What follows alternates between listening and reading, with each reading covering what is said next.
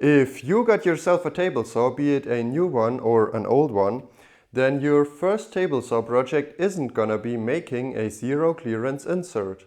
It's also not gonna be making a video about how to make the best, cheapest, simplest and easiest DIY table saw sled.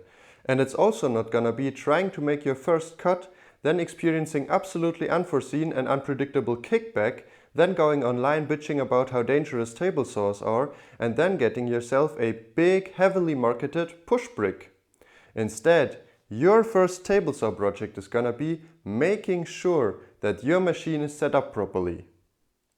Now, the most important thing you need to make sure when setting up a saw is that the saw blade needs to be parallel to the miter slots. And that's because in the miter slots there slide a lot of accessories like the miter gauge or maybe a crosscut sled, and these do of course give your workpieces this direction. And as per the nature of a saw blade, it needs to be parallel to the direction the material to be cut is moving in. Alright? So just to make that clear, you don't want to set the blade parallel to the fence. And you also don't want to set the blade perpendicular to the edge of the table. What you want to do is set the blade parallel to the miter slots, or the miter slot. And then the fence is also going to be set parallel to the miter slot or angled slightly away. But that's a different story. For the task of checking parallelism between the blade and the miter slots, you can of course get an array of precision ground gauges. But I like to stay at least a little bit sensible, and I'm gonna show you a cheap and easy way to do it. Now, the simplest method would be to use a ruler, but as you can tell that's not very reliable, and because the edge of the miter slot is a radius, you really can't read out anything definitive. So what works much better, and I have done that in the past, is to use a ruler and a square. And the square keeps the ruler, well, square. But the best part is, it gives you a crisp reference edge. Well, it would if the ruler wasn't so worn.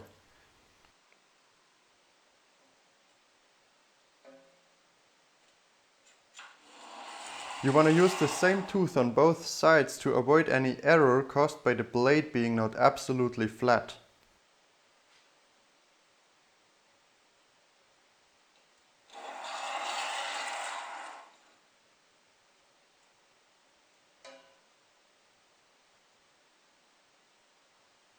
With this method, it's totally possible to get a great result, but I find making out those half millimeter marks very exhausting. So this is what I do. I take a piece of scrap plywood and I put it in the vise, and then I saw off a strip.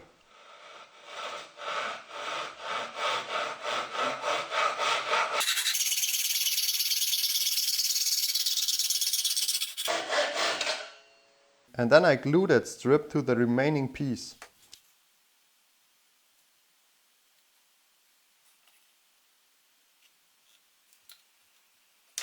And then over at the saw, it is very important to reference off of the non-hand cut side of the strip of plywood.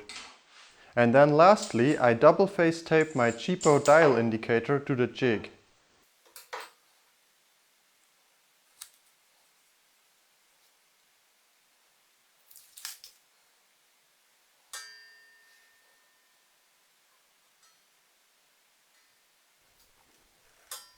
And I press it in place firmly. And now I can check the parallelism of the blade and the miter slot very comfortably and very accurately.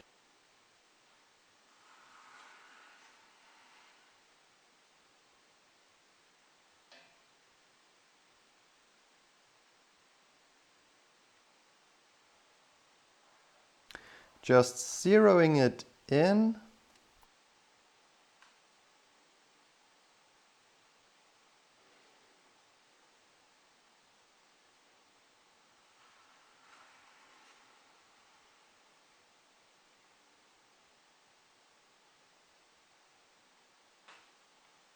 My blade is now misaligned by about 1/100th of a millimeter, which means that I probably overdid it a little bit. So that's how I do it. I really hope you found these table saw basics interesting, and till next time! My patrons get to see these videos a week earlier, and someone over there asked me how to adjust his particular table saw that accurately. But of course, I don't know, because I don't know that saw. But for most of them, you just have to loosen a couple of bolts underneath the tabletop and then kind of bump the tabletop into place. Now, do you really have to be that accurate? Absolutely not. I only did it that way because I could. But I'd advise you to just do it as good as you can, and then, yeah, do it as good as you can.